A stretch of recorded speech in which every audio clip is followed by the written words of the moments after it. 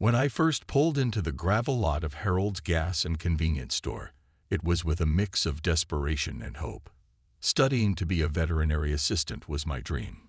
But dreams don't pay the bills, and this remote gas station job seemed like my best chance to earn some money while hitting the books.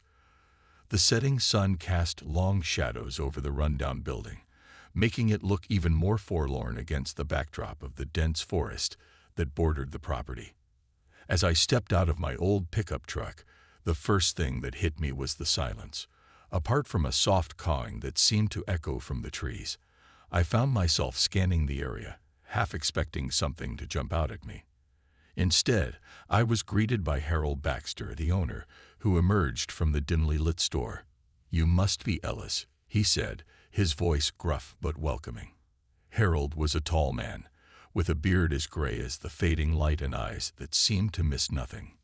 We shook hands, and he quickly began the tour, introducing me to every corner of the tiny store and the equally small gas station premises. His steps were measured, and he pointed out various spots with a casualness that belied their oddity. "You'll get the hang of things pretty quickly," he assured me, though his tone suggested there was more to this job than met the eye. Then there were the pets. Pepper, the large black and white crow, and Captain, a sturdy black and gray German shepherd. Harold introduced them with a fond chuckle. "They're part of the security system here," he joked, but the crow's keen eyes and the dog's alert stance suggested they were more than mere pets. Pepper watched me with an intelligence that was unsettling, while Captain sniffed me over as if deciding whether I was friend or foe. As night began to fall, Harold laid out the rules. "There are a few things you need to know to work the night shift," he began, pulling out a well-worn notebook filled with what I would soon learn were not just suggestions but crucial guidelines for safety. He flipped through the pages, showing me notes and scribbles that mentioned specific colors and actions. "Red, especially, is a color you'll need to watch out for," he warned, tapping a rule that read, "Never chase the red lights into the woods." The peculiarity of the rules made me raise an eyebrow, but Harold didn't elaborate much. "You'll understand soon enough. It's for your safety and that of our customers," he said, his voice dropping to a serious tone that made me shiver slightly. It was clear that whatever these rules protected us from, Harold believed in them wholeheartedly. As he handed me the keys to the station, our transaction completed under the flickering light of a lone bulb outside the store, Harold looked at me with a sternness that bordered on concern. "Keep your wits about you, Ellis. It's not just animals and cars you'll be looking after here." Lying in bed later that night in the small room Harold had set up for me above the store, I couldn't shake the feeling of unease. The job was straightforward enough, or so it seemed. But the notebook lay on my bedside table, its contents a bizarre mix of everyday tasks and cryptic warnings. I drifted off to sleep with a resolve to stick it out, driven by necessity.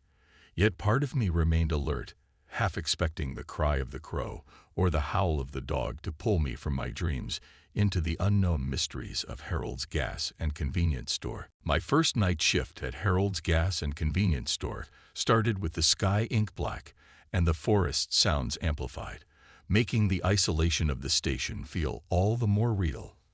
I was alone, with only the company of Pepper and Captain. The crow perched on the roof, its eyes like shiny pebbles in the dark, and the dog lay by the front door, ears perked at every rustle and whisper of the wind. The store was quiet, too quiet, and I found myself jumping at the slightest sound. I spent the early part of the evening thumbing through the notebook Harold had given me. Its pages were filled with handwritten notes and warnings about specific situations and colors. "Red is danger," one note said, and another warned, "Never ignore Pepper's calls." I chuckled nervously, still skeptical of the idea that a bird and a dog could be part of some supernatural warning system. Around midnight, a woman in a red jacket drove up to the pump. My heart skipped a beat as I remembered Harold's warning about red. She was friendly, making small talk as I pumped gas, but there was something off about her. She kept glancing nervously towards the forest. After she left, Pepper cawed loudly, a sound that sent shivers down my spine. I couldn't help but wonder if there was a connection between her visit and the crow's reaction. The rest of the night was a blur of checking inventory and keeping an eye on the cameras, my nerves on edge. Every customer that came in seemed to carry a sense of urgency, as if they were aware of something I wasn't. I found myself watching Captain and Pepper for cues, slowly starting to trust their reactions as part of the station's unusual defense system. I began to notice more nuances in Pepper's and Captain's behaviors. Pepper would caw in a specific tone and rhythm that seemed to correspond to different types of visitors. Captain, on the other hand, seemed particularly alert whenever someone in dark clothing arrived, staying close to my side until they left. I realized there was a pattern to their behaviors, a sort of coded language that Harold understood and I needed to learn. One particularly foggy night, as the mist swirled like ghosts around the gas pumps, a man arrived in a hooded cloak, his face obscured. Captain growled low in his throat, a sound I had not heard him make before. Following the dog's lead, I was cautious, speaking to the man through the window as he requested directions to the nearest motel. His departure was as silent and eerie as his arrival, and both animals relaxed once he was gone. After that incident, I started taking the notebook's rules more seriously, realizing they were not just Harold's eccentricities, but possibly something that had kept him safe all these years. I decided to discuss these rules with Harold the next day, seeking more clarity on how they connected to the reality of what happened at the station. Harold listened intently as I recounted my experiences, nodding along. "You're getting the hang of it," he said, a note of approval in his voice. As the weeks turned into months, my initial skepticism about the supernatural aspects of Harold's gas and convenience store began to wear thin. The things I'd seen and experienced during my shifts were becoming harder and harder to dismiss as mere coincidences or tricks of the light. Each shift brought with it a new lesson, and I was learning to navigate this strange new world with a mix of curiosity and caution. Harold took on the role of mentor quite seriously. During our downtime, he would share tales of past encounters that sounded more like ghost stories than anything else. These sessions usually took place in the small, cluttered office at the back of the store, where the walls were lined with old newspaper clippings and photographs of the store through the years. "Every person who works here leaves a bit wiser," he'd say, a hint of pride in his voice. One afternoon, Harold decided it was time for more formal training. He laid out the notebook on the counter, its pages more worn than ever. "It's not just about following the rules," he explained. "It's about understanding why they're in place." He pointed to a rule about never letting the gas pumps run unattended at night. "It's not just for safety. It keeps them from coming too close." "Them?" I asked, the word heavy with implication. "The less you know, the safer you are, at least in the beginning," Harold replied cryptically. His reluctance to elaborate was frustrating, but I knew better than to press him. The mystery of his answers only deepened my resolve to understand the true nature of our work.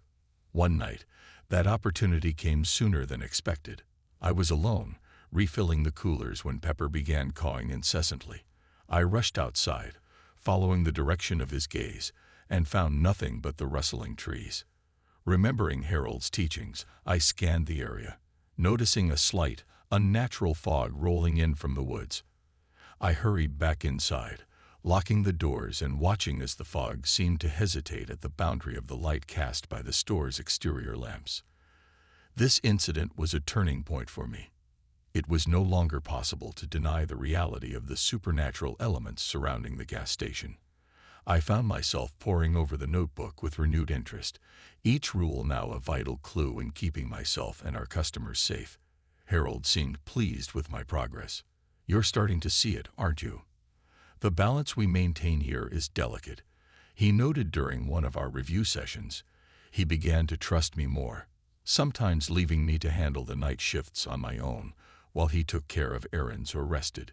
It was during one such shift that I faced my first real test. A sudden, sharp howl split the night, and Captain bolted upright, his ears twitching in alert. Following the dog's lead, I grabbed a flashlight and stepped cautiously outside. There, in the edge of the woods, I saw the glowing eyes of something I could only describe as otherworldly. Heart pounding, I remembered Harold's instructions. Stand your ground, but never challenge them directly.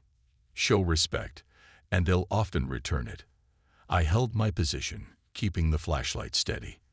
After what felt like hours but were only seconds, the creature, a shadowy form with those piercing eyes, retreated into the darkness.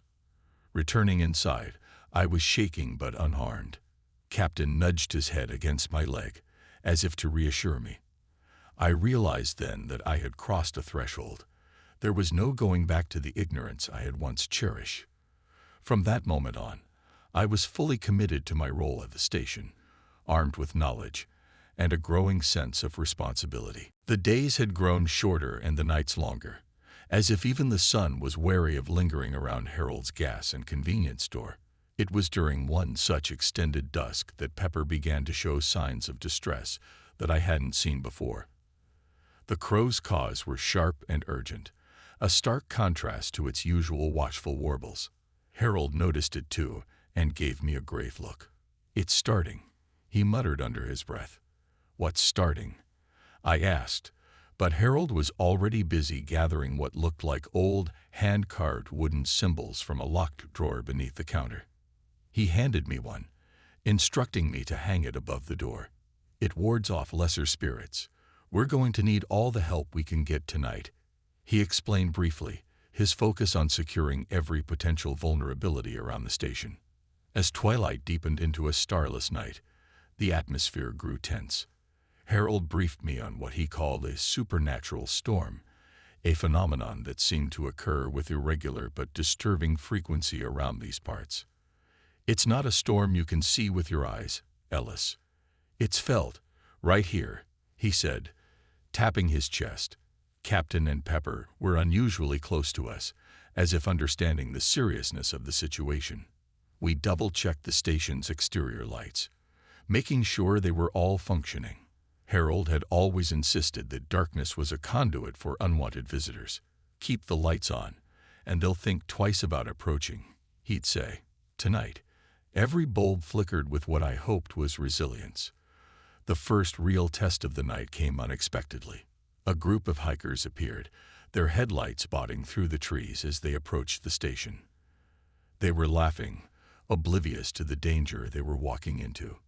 Harold and I rushed out to meet them, advising them to either take refuge in the store or head back to town immediately. "Trust me, you don't want to be out here tonight," Harold warned them, his tone brooking no argument. No sooner had the hikers agreed to stay put inside the store than the air around us began to charge with an unseen energy. The lights flickered ominously, and even the wind seemed to hold its breath. I glanced at Harold, who was watching the tree line with a grim expression. "It's close," he said. The climax of the night came in a rush. A cold breeze swept through the station, so intense it made the windows rattle. From the darkness, a form materialized, its presence more felt than seen. A shadow among shadows, eyes glinting with malice. Captain growled, his body tense and ready, while Pepper let out a series of sharp caws. Following the notebook's instructions, I found myself reciting words I barely understood, phrases meant to protect and repel. Harold stood by me, his voice joining mine in a chant that seemed to vibrate with power. The shadow hesitated then, as if repelled by an invisible force, receded back into the darkness. Breathing heavily, we watched as the normal night sound slowly returned, the oppressive feeling lifting like a fog at sunrise. Harold clapped a hand on my shoulder, his eyes weary but relieved. "You did well, Ellis. But remember, it's always the quiet before the storm that's the most deceiving." As we settled back into the routine of the station, checking on the hikers and reassuring them, I couldn't shake the feeling of having crossed yet another boundary into the unknown. Tonight was a victory, if it could be called that, but I knew it was just one of many battles we would face. With each encounter, I was learning, adapting, and preparing for whatever came next. The aftermath of our initial confrontation with the shadowy entity left a heavy silence hanging over Harold's gas and convenience store. I could feel the tension in the air, like a string pulled taut, ready to snap at the slightest provocation. Harold and I, along with Captain and Pepper, gathered inside the store, our eyes frequently darting toward the windows, half expecting the darkness to press against the glass with malevolent intent. Harold checked his old, battered watch and then gave me a nod. "It's not over yet, Ellis. That was just the first wave. These storms, they sometimes come in cycles. Stay sharp." His words were calm but carried a weight that filled the room with a sense of impending urgency. I found myself gripping the notebook tighter, my thumb tracing the edges of its worn pages. As we prepared for the second wave, Harold explained more about what we were up against. These entities, they're drawn to places like this. Gateways, if you will. The station sits on a sort of crossroads, not just in the physical sense, but spiritually too. He gestured broadly, encompassing the dark expanse outside. That's why the rules in that book are so important. They're not just superstitions, they're protections. Before long, the foreboding signs of the entity's return began to manifest. The lights flickered more aggressively this time, and a low hum filled the air, a sound that seemed to come from everywhere and nowhere all at once.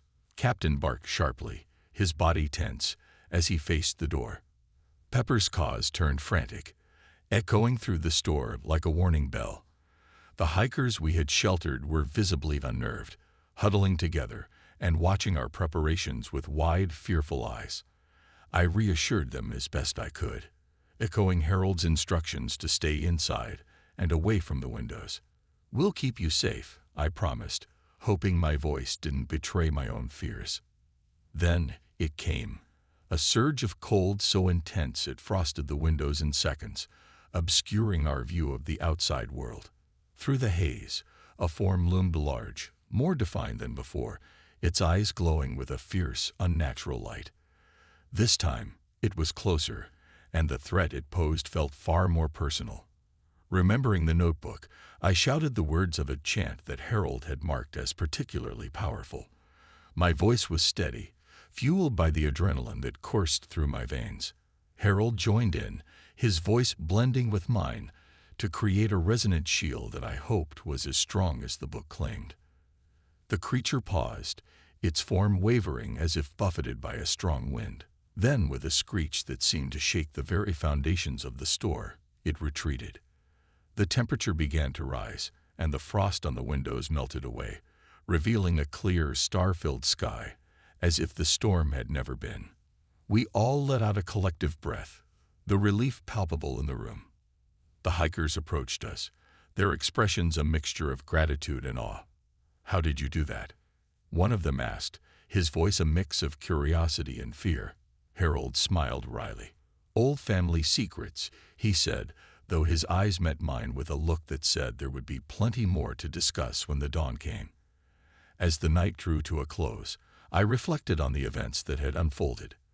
The creature had tested us, and we had stood our ground, protected by ancient words and the unyielding will to keep the darkness at bay. I felt a newfound respect for the notebook and the seemingly arcane rules it contained. More than ever, I was committed to learning all I could from Harold, to understand the deeper secrets of the station, and to prepare for whatever else might come our way. As I finally settled into my cot for a few hours of restless sleep, I realized that my life had irrevocably changed. I was no longer just a night shift worker at a rural gas station. I was a guardian of a gateway that bridged the mundane with the mysterious. The dawn after the supernatural storm was one of the most serene mornings I had ever witnessed. The sun rose with a gentle glow that bathed Harold's gas and convenience store in a warm, comforting light, contrasting sharply with the darkness of the night before. As I stepped outside, the fresh air felt like a clean slate, the terror of the night's events washed away by the morning light. Harold was already outside, inspecting the perimeter of the store and the gas pumps. He moved slowly, his eyes scanning every inch of the ground, as if looking for signs of the night's intrusion. Captain and Pepper were at his side, their demeanor calm but attentive. It seemed even they sensed the change in the atmosphere. We held up pretty well, All things considered, Harold remarked as he noticed me joining him. His voice carried a tone of relief mixed with a hint of weariness. These events, they test us, Ellis. They test our resolve and our readiness. Last night, you proved you're more than capable of handling what this place throws at you. I nodded, feeling a mix of pride and responsibility. It was intense, Harold. I've never experienced anything like that before. How often does it happen? I asked, genuinely curious about the frequency of such supernatural occurrences. Not too often, thankfully, Harold replied, looking towards the horizon. But it's unpredictable. That's why we always have to be prepared. You never know when the balance will tip again. We spent the morning debriefing in more detail. Harold explained some of the history of the station, how it had always been a kind of beacon or marker that attracted both good and bad energies. It's built on a sort of fault line between our world and others. That's why the creatures come here, drawn by its energy. He explained, his eyes reflecting a deep knowledge of things unseen. As the day progressed, I found myself reflecting on my role in all of this. The decision to stay wasn't just about needing a job anymore. It was about accepting a duty to stand guard over this unusual gateway. The store and the gas station were more than just a workplace. They were a front line of sorts, a barrier against the chaos that lurked just beyond our normal understanding. By midday, Harold and I were inside the store, restocking shelves and cleaning up. The mundane tasks felt grounding after the night's supernatural drama. It's these simple routines that keep us sane, Ellis, Harold commented as he arranged cans on a shelf. They anchor us to reality. Our conversation turned to plans for increasing our defenses against future threats. Harold pulled out maps and old books filled with lore and diagrams. We'll set up more symbols around the perimeter, maybe even get some salt lines. Whatever extra protection we can muster, he planned out loud, his mind clearly racing through options. As the sun set, marking the end of a long day, I felt a deep sense of camaraderie with Harold. This strange, frightening journey had bonded us, and I knew I had found a mentor and a friend. I also realized how much I had changed since that first day I drove into the gas station's lot. The naive skepticism was gone, replaced by a resolute determination to learn and to protect. That night, as I lay in bed, the events of the past weeks replayed in my mind. I was no longer just a bystander in my own life story. I was an active participant in a narrative much larger and more complex than I had ever imagined. I drifted off to sleep, not with fear, but with a resolve to face whatever came next with courage and a clear mind. The station, Harold, Captain, and Pepper had become my new world, and I was ready to defend it. As the weeks turned into months, my life at Harold's gas and convenience store settled into a new kind of normalcy. I had fully embraced my role, not just as a night shift worker, but as a guardian of this peculiar gateway between worlds. Each shift brought with it a sense of purpose, a realization that what we did here was important, not just for our own safety, but for the safety of others who might unwittingly stumble into these supernatural crossroads. One quiet evening, as I was restocking shelves, Harold joined me with Pepper perched on his shoulder. He watched as I organized the items with meticulous care, a habit I had picked up from him. "You've really taken to this, haven't you?" he asked, a small smile playing on his lips. "Yes, I guess I have," I replied, pausing to straighten a row of canned goods. "It feels right, like I'm where I'm supposed to be." The words surprised me a bit as they came out, but they were true. The store, with all its quirks and dangers, had become a home to me. Harold nodded, understandingly. "It's not an easy life, but it has its rewards," he said, his gaze drifting towards the window, where the last light of day was fading into twilight. "And having good company makes it all the more bearable." The relationship between Pepper, Captain, and me had grown significantly. I learned to read their signals and behaviors, understanding their warnings and knowing when to be on high alert. Captain had become particularly protective, often staying close by my side during my rounds. Pepper, on the other hand, seemed to enjoy our silent companionship, occasionally flying in to sit near me as I worked. Our defenses had also been bolstered. Following Harold's plans, we had set up additional protective symbols around the perimeter and laid down lines of salt at strategic points. I had read about such practices in folklore and horror stories, but implementing them felt surprisingly natural, another part of the job. Moreover, I began to document our experiences and the lessons learned in a new notebook, adding to the legacy Harold had started. This journal was not just a set of rules but a guide, filled with both practical advice and insights into the supernatural phenomena we encountered. It felt important to preserve this knowledge, perhaps for future guardians of the gas station. One particularly rewarding aspect of my role was educating the occasional curious hiker or lost traveler who sensed something unusual about the place. I found a way to offer explanations without revealing too much, maintaining the delicate balance between knowledge and safety. Just some local folklore, I'd often say, with a knowing look that suggested more to the story. I continued my education to become a veterinary assistant. I found parallels between my studies and my work at the station. Both required patience, a steady nerve, and an open mind. The lessons I learned at Harold's helped me in unexpected ways, giving me insights into animal behavior and the balance of nature.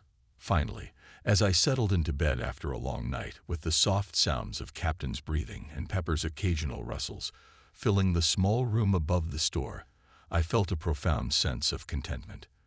This unusual life, with its blend of the mundane and the mystical, had become my own. I was no longer just a witness to the strange happenings at Harold's gas and convenience store. I was an integral part of its story, ready to face whatever mysteries and challenges lay ahead.